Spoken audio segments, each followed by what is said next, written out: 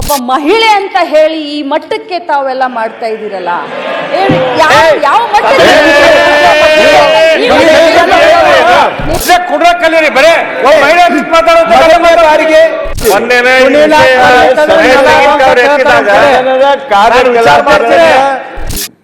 ಮುಂದೆಗೆ ಯಾರು ಕೂಡ ಈ ರೀತಿ ಉತ್ತರ ಕೊಡೋದು ಯಾವ ರೀತಿ ಆಗಬಾರ್ದು ಮತ್ತು ಇದು ಸದನ ಕೊಡುವಂಥ ಎಲ್ಲ ಉತ್ತರದಲ್ಲಿ ಎಲ್ಲ ಗೌರವ ಬರೋ ರೀತಿ ಇರಬೇಕಂತ ಹೇಳಿಕೊಂಡು ಸಚಿವರೇ ಬಂದು ಉತ್ತರ ಕೊಡಬೇಕು ತಾವೆಲ್ಲ ಕೂಡ ಹೇಳಿದ್ದೀರಿ.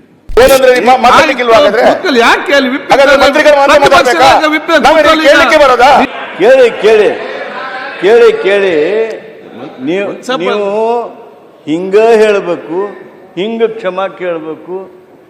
ಅವರ ಭಾವನೆಯನ್ನು ವ್ಯಕ್ತ ಮಾಡಿದ್ದಾರೆ, ಅದಕ್ಕೆ ನೀವು ಅರ್ಥೈಸ್ಕೊಳ್ಬೇಕು. ಅದನ್ನೇ ಹಿಂಗೆ ಹೇಳಿಲ್ಲ, ಹಿಂಗೆ ಹೇಳಿದರು, ಹಿಂಗೆ ಹೇಳ್ಬೇಕಾಗಿತ್ತು, ಅವ್ರಿಗೆ ಕೇಳಬೇಕಾಗಿತ್ತು. ಉತ್ತರ ಸದನಕ್ಕೆ ಏನು ಹೆಚ್ಚು ಕಡಿಮೆ ಆಗಿದೆ ಅದ್ರ ಬಗ್ಗೆ ವಿವರಿಸಿ ಹೇಳಿದರು. ಇದನ್ನು ಒಪ್ಕೊಳ್ಬೇಕಾಗಿರ್ತಕ್ಕಂಥದ್ದು ಸದನದ ಕರ್ತವ್ಯ ಆಗ್ತದೆ. ಆಮೇಲೆ ಬಿಡ್ಬೇಕು.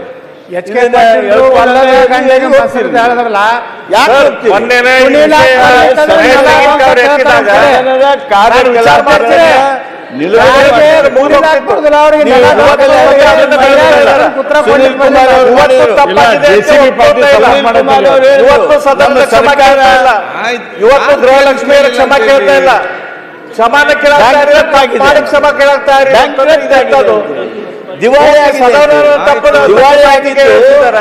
ನಮ್ಮ ಸರ್ಕಾರ ಅಲ್ಲ, ಬಡವರಿಗೇನು ಪೂರ್ಣವಾಗಿ ಅದನ್ನ 40% ಕಟ್ ಮಾಡುವುದನ್ನ ನಿರ್ಣಯ ಮಾಡಿದ್ರಿ ನೀವು. ರೈತ ಕೂಲಿಕಾರರಿಗೆ ಯಾರಿಗೆ ಭೂಮಿ ಇಲ್ಲ ಆ ಭೂಮಿ ಇಲ್ಲ ಅಂತ ಹೇಳಿ ಚರ್ಚೆ ತಗೊಬನ್ನಿ, ನಾವು ಮಾತಾಡ್ತೀವಿ. ನೀವು ಆ ಚರ್ಚೆ ತಗೊಬನ್ನಿ, ನರೇಗಾ ಚರ್ಚೆ ತಗೊಬನ್ನಿ, ಮಾತಾಡ್ತೀವಿ. 40% ಕಟ್ ಮಾಡೋದನ್ನ ನಿರ್ಣಯ ಮಾಡಿ 4,000 ಕಟ್ ಮಾಡಿದ್ರಲ್ಲ ಚರ್ಚೆ ಮಾಡಿದ್ರೆ ಅದನ್ನೆಲ್ಲ ಮಾಡೋಣ. ಈಗ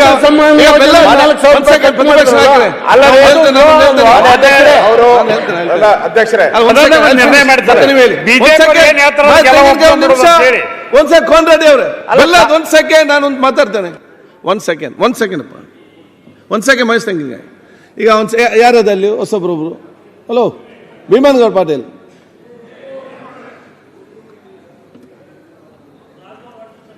ಈಗ ನೋಡಿ, ಈ ಒಂದು ಸಮಸ್ಯೆಯನ್ನು ಬಗೆಹರಿಸ್ಕೊಂಡು ನಾವಿಲ್ಲಿ ಹೋಗಿ ಬೇರೆ ಬೇರೆ ಚರ್ಚೆಗೆಲ್ಲ ತಗೊಳ್ಬೇಕು. ಒಂದು ನಿಮ್ದೇನು ಬೆಳಿಗ್ಗೆ ಬಂದಾಗ ನಿಮ್ಮ ಪ್ರತಿಪಕ್ಷ ನಾಯಕರ ಸಂದೇಶ ಏನಂತಂದರೆ ಸ್ಪಷ್ಟವಾದ ಒಂದು ಕ್ಲಾರಿಫಿಕೇಷನ್ ನಮಗೆ ಸದನಕ್ಕೆ ಬರಬೇಕು.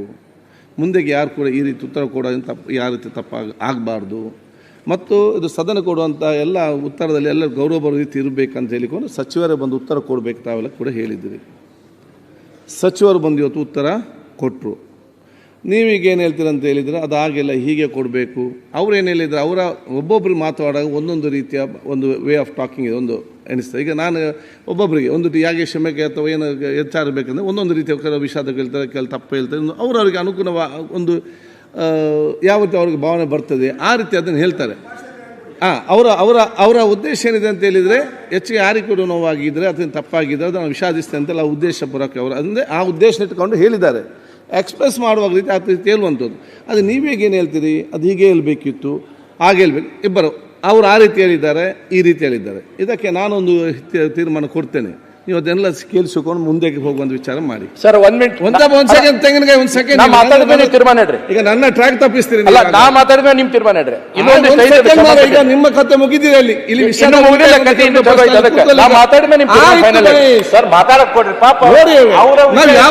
ನೋಡಿ. ಮಹೇಶ್ ತೆಂಗಿನಕಾಯಿ ಅವರೇ, ಈಗ ಟ್ರೈನ್ ಬಂದು ಎಲ್ಲಿ ನಿಂತಿದೆ ಅಂತ ಹೇಳಿದ್ರೆ ಕ್ಷಮೆ ಕೇಳಬೇಕು, ವಿಷಾದ ವ್ಯಕ್ತಪಡಿಸಿ ಇಲ್ಲಿ ಬಂದು ನಿಂತಿದೆ ಅಲ್ಲಿಗೆ. ಈಗ ಅದು ಮತ್ತೆ ನಾವು ಮಾತಾಡುವ, ಈಗ ಅದು ಕೂತ್ಕೊಳ್ಳಿ. ಈಗ ಇಲ್ಲಿಂದ ಟ್ರೈನ್ ಮುಂದೆ ಹೋಗ್ಬೇಕು. ಸೆಕೆಂಡ್ ಈಗ ನಾನು ಇಲ್ಲ ಅಧ್ಯಕ್ಷರೇ, ಮುಂದೆ ನೀನ್ ನಿಲ್ಲಪ್ಪಲ್ಲಿ, ನೀನ್ ಏನಲ್ಲ ವಿಪ್ಪು ಅಲ್ಲ ಇದು ಅಲ್ಲ ಏನೋ ನೀನ್ ಮಾತಾಡಿ ನಾವು ಯಾಕೆ ಅಲ್ಲಿ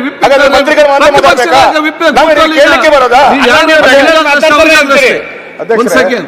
ಈಗ ನಾವು ಹೀಗೆ ಕೇಳಬೇಕು ಅಂತ ನಾನೇನು ಹೇಳಿ ಆಯ್ತು, ನಾನು ಹೀಗೆ ನಮ್ಮ ಲೈನು ಅಂತ ಸುರೇಶ್ ಕುಮಾರ್ ಅದಕ್ಕೆ ಸ್ಪಷ್ಟನೆ ಕೊಟ್ಟಿದ್ದಾರೆ. ಯಾರಿಗಾದ್ರೂ ನೋವಾಗಿದ್ರೆ ಅಂತ, ಇಲ್ಲಿ ನೋವಾಗಿರೋದನ್ನೇ ನಾವು ಹೇಳ್ತಾ ಇರೋದು, ನೋವಾಗಿದೆ ಅಂತ ಹೇಳ್ಬಿಟ್ಟಿದ್ದೀರಿ. ಆಗಿದ್ದರೆ ಬೇಡ, ಆಗಿದ್ದರೆ ಬೇಡ, ಆಗಿದೆ. ಅದನ್ನ ಹೇಳಿದಾರಲ್ಲ, ಮುಗಿತಲ್ಲ. ಎಲ್ಲ ಹೇಳಿದ್ರು ನೋವು ಆಗಿದ್ದರೆ ಅಂತ ಹೇಳಿದ್ರು. ಅದರಿಂದ ನೋಡಿ ಇಲ್ಲಿ ಅವರು ಹಠ ಹಿಡಿತಾ ಇದ್ದಾರೆ. ಸರ್ಕಾರ ಮಾತಾಡ್ತೀನಿ. ಅಧ್ಯಕ್ಷರೇ, ಇಲ್ಲಿಯವರೆಗೆ 52,416 ಕೋಟಿ ಹಣವನ್ನು ಗೌರವಾನ್ವಿತ ಮಹಿಳೆಯರಿಗೆ ನಾವು ಈ ಯೋಜನೆ ಮುಖಾಂತರ ಹಾಕಿದ್ದೀವಿ. ಸೊಸೈಟಿ ಮಹಿಳೆಯರ ಗೌರವ, ಮಹಿಳೆಯ ಸ್ವಾಭಿಮಾನ, ಮಹಿಳೆಯರ ಆತ್ಮಸ್ಥೈರ್ಯ ಹೆಚ್ಚಾಗಲಿ ಅಂತ ಈ ಯೋಜನೆ ಮಾಡಿದ್ದೀನಿ. ನಾನು ವಿರೋಧ ಪಕ್ಷದ ಎಲ್ಲ ಸದಸ್ಯರಿಗೆ ಕೇಳಲಿಕ್ಕೆ ಬಯಸ್ತೇನೆ, ನಾನು ವಿಷಾದವನ್ನು ವ್ಯಕ್ತಪಡಿಸ್ತೀನಿ. ಆ ವರ್ಡು ಮಾನ್ಯ ಸುರೇಶ್ ಸಾಹೇಬರಿಗೆ ಇಷ್ಟ ಆಗಲಿಲ್ಲ ಅಂದರೆ ನಾನು ಕ್ಷಮೆಯನ್ನು ಕೂಡ ಕೇಳಲಿಕ್ಕೆ ಬಯಸ್ತೇನೆ. ಆದರೆ ಒಬ್ಬ ಮಹಿಳೆ ಅಂತ ಹೇಳಿ ಈ ಮಟ್ಟಕ್ಕೆ ತಾವೆಲ್ಲ ಮಾಡ್ತಾ ಇದ್ದೀರಲ್ಲ, ಯಾವ ಮಟ್ಟಕ್ಕೆ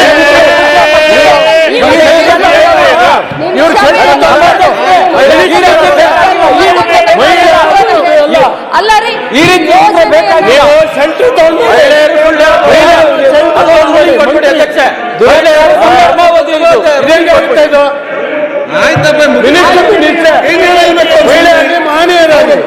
ಪ್ರತಿಯೊಂದು ಮಾತಲ್ಲಿ ಅಧ್ಯಕ್ಷರೇ, ಅಧ್ಯಕ್ಷ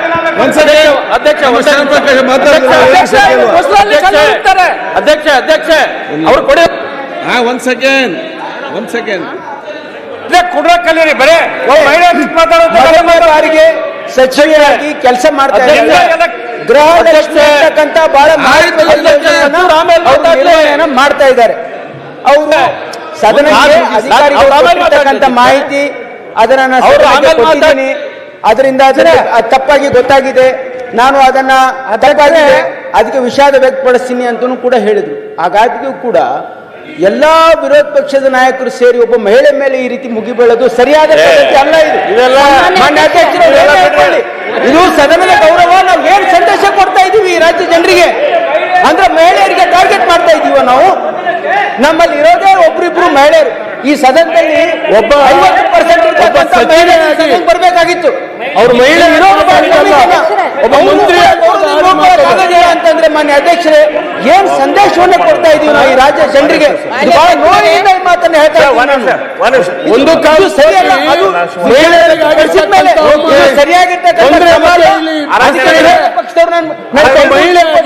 ಇದನ್ನ ಇಲ್ಲಿಗೆ ದಯವಿಟ್ಟು ಬಿಟ್ಟು ಸೀನಿಯರ್ ಸಚಿವರಾಗಿದ್ದೀರಿ, ಇದ್ದವರಿದ್ದೀರಿ, ನಿಮ್ಮೆಲ್ಲ ದಯವಿಟ್ಟು ಇದನ್ನ ಬಿಟ್ಬಿಡಿ. ಸುರೇಶ್ ಕುಮಾರ್ ಅವ್ರಿಗೂ ನಾನು ಕೈ ಮುಗಿದು ಕೇಳ್ಕೊಳ್ತೀನಿ. ತಾವು I did expect this from you sir. ಅಧ್ಯಕ್ಷರೇ, ಒಂದು let us not play victim card. ಗೊತ್ತಲ್ಲ, ನಾನು ಮಹಿಳೆ ಪುರುಷ ಯಾವ ಜಾತಿ ಆ ಜಾತಿ ಅನ್ನೋದು ಪ್ರಶ್ನೆ ಅಲ್ಲ. She has A responsibility. Uttara Kannada ಸಮಸ್ಯೆ ಬರ್ರಿ ಸರ್, ಬರೀ ಇದನ್ನ ಮಾತಾಡೋದು